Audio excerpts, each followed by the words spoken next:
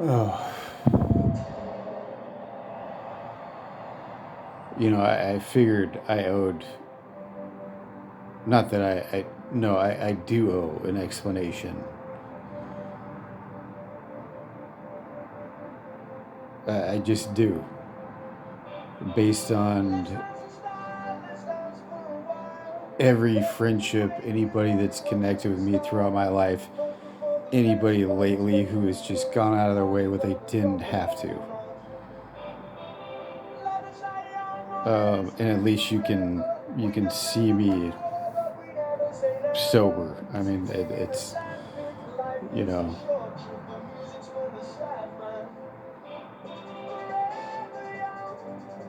I just I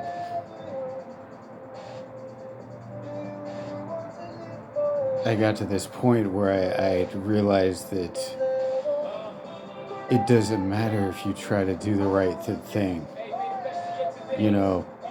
Literally, the universe, or what you guys call as God, or whatever name you want to put on it, just for me, it the energy just happens the way it's supposed to happen. So that's how I've come to know it. And believe me, there's so many of you guys out there that are I'm spiritual, but I'm agnostic, and I'm a, whatever you want to call it, you call it. But there is something going on with me for sure. And I, I owe I owe you guys just to even talk about my feelings on it. Because I don't know if I ever really, what I believed? I believed whatever it is made us, and just literally said, figure it the fuck out. That's always been my belief. And you can call it the force, you can call it God, you can call it the universe, you can call it energy, whatever. It was just, I'm not a fate guy. I never have, man. I've never been that person. But as of late, the past 3-4 months, I've seen something that tells me there's a little else going on. And it's interesting. Whether it be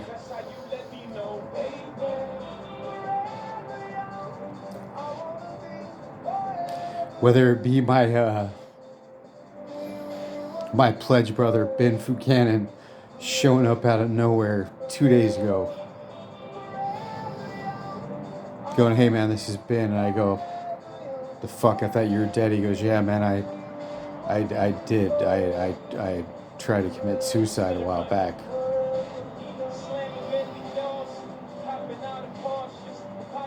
I mean, the one guy who partied so much, and Ben, I'm sure will tell you this, and I cracked somebody up with this, even today. I said, this fucking guy, when we were in college, I don't even think I ever met the real guy. He was partying that much. I go, the other day when he called me,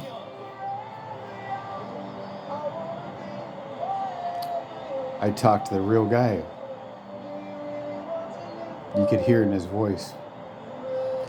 And then on top of that, on top of being alive and the story behind that, he goes, "Yeah, I'm working at a treatment center."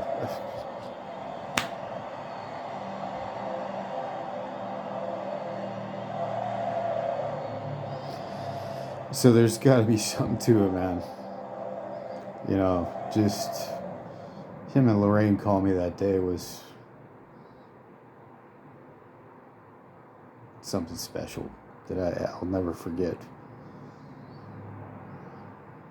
And it got me through the weekend.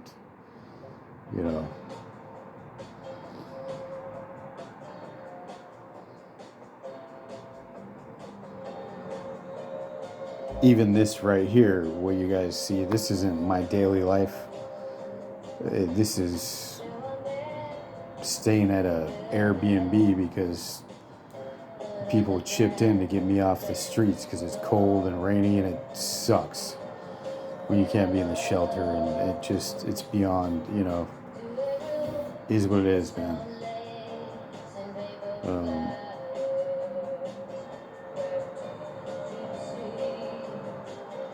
But yeah, I've had a couple conversations with Ben since then, and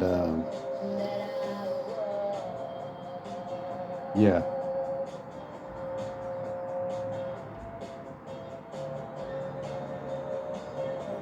And then in terms of the streets, man, that's a whole nother ball game that I couldn't have even navigated through that with what I got from my counselor Cedric Terrell at Tarzana Treatment Center. I couldn't have, and I still, I got over 20 years of depression and stopped taking medication for that, and even stopped taking medication for anxiety that I've taken since I was a kid. Going through that, there is, the program works if you work it. And Ben will tell you the same thing. In my family, my parents and my sister, they don't quite get it because they think I just went through a process of being there and then I came out, then relapsed some, and that's what happens, man. When you're alcoholic or whatever, you relapse a few times, but your family can't deal with that shit. And I have no problem. My parents and my sister, and that's family shit, man. They don't understand, and then nor should they need to, But yeah, I've been kind of, Cedric said, I've been kind of highway to heaven, Michael Landoning my way through this part of my life, and to make a bit out of it. And yeah, it's the 3.5 months I've been homeless out here. I can't help it, man. It's once you gain the respect out of people out here, because they go, who the fuck is this guy? Especially me. I mean, I'm out of place. And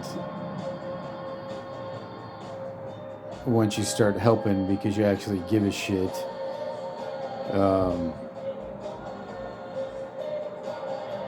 you stop worrying about the danger of being out on the streets, or if you can get into shelter, any of that. You just kind of are. And people, whether they're 5150 people, or they're really crazy, or they're drug dealers, or they're like me trying to get through a section of their life, they all just kind of let you, at least for me, let me be me and help. And even though they're not used to it, it's just,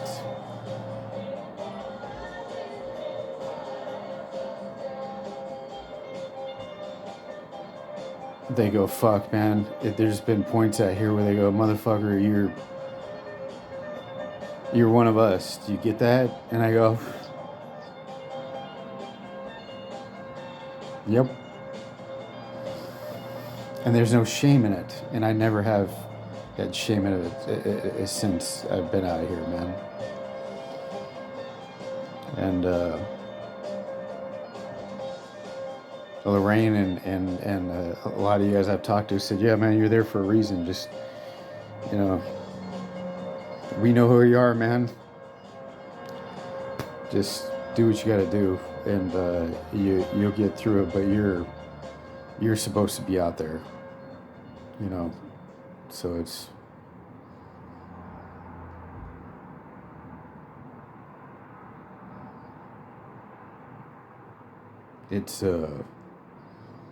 very exhausting, to say the least.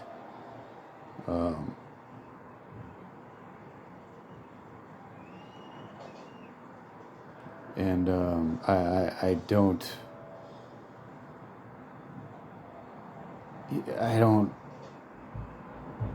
I don't ever think I'm out here as like, I don't know.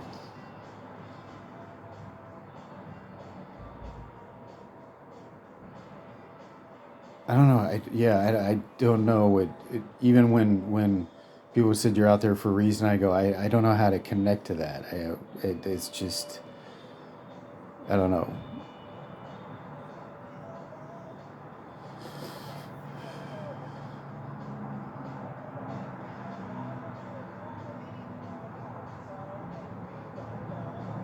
But yeah, it's to kind of put a funny spin on it.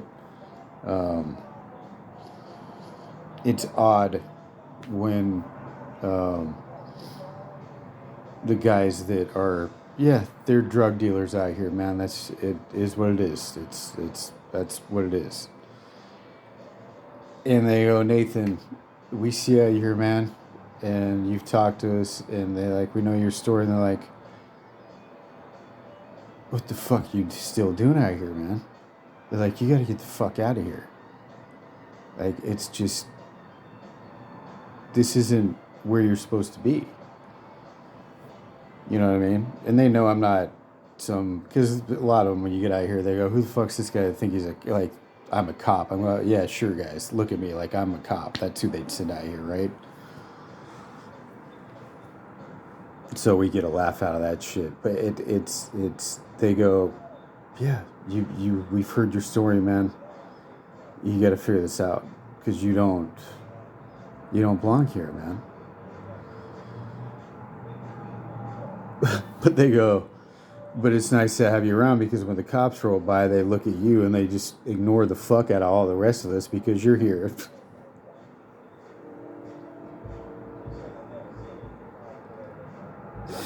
And yep, it's funny, but that's really how it is. Yeah. They go, yeah, man. If they see you over here by us, and they go, well, that shit must not like, they're fine. Everything's all right. Like, because they know I ain't doing shit, right?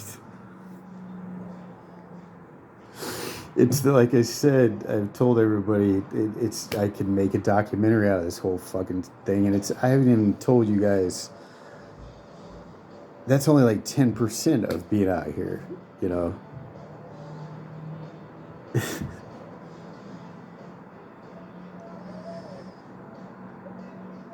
But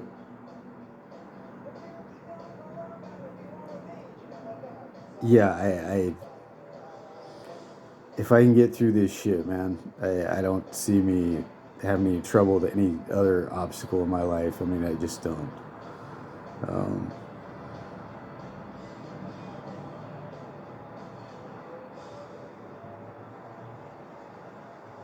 yeah, and there's these things called God shots that there's a lot of the people out here are very spiritual, right? I mean, a lot, especially the communities that help out or the kind of church groups and families that come by and they give people food and whatever clothes or whatever people need. But there's like these God shot things that one of my friends that I've gotten to know who are out here, she's like 60 and she's been trying to get out of her rut and she's been homeless for a while, but she's not crazy, man.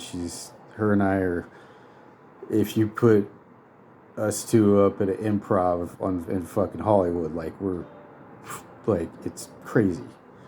It's a fucking laugh riot between the two of us.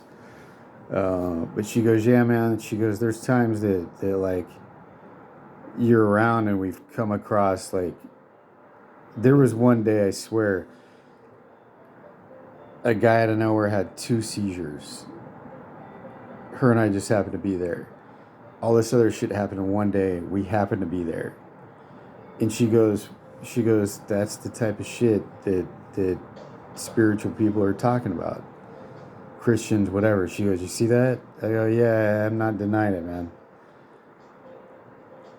And I'm talking about she herself in the same day was walking near the train tracks, and she just was walking across, and some guy jumped out and tried to rape her. All in the same day as all this other shit that happened.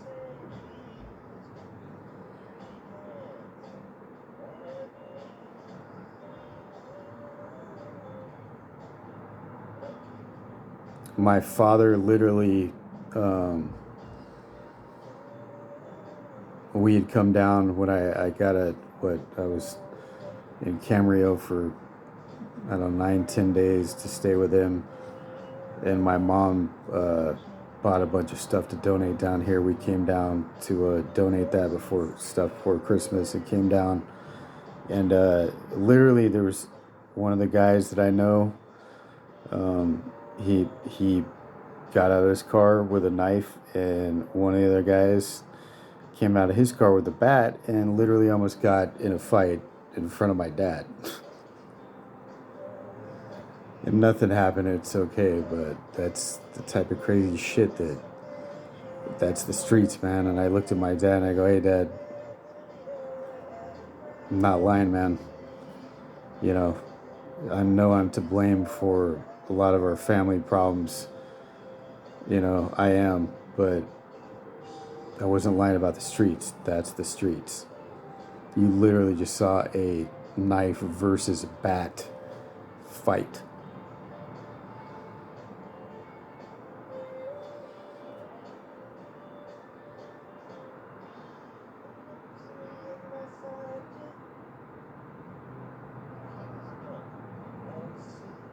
So anyhow, shit. I don't think I'm gonna be able to upload this to even YouTube, but we'll see.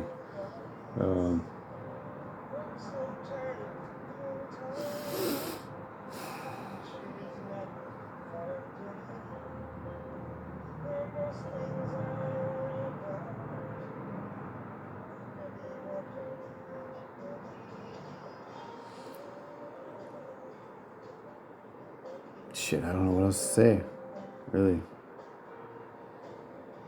I'll leave it at that.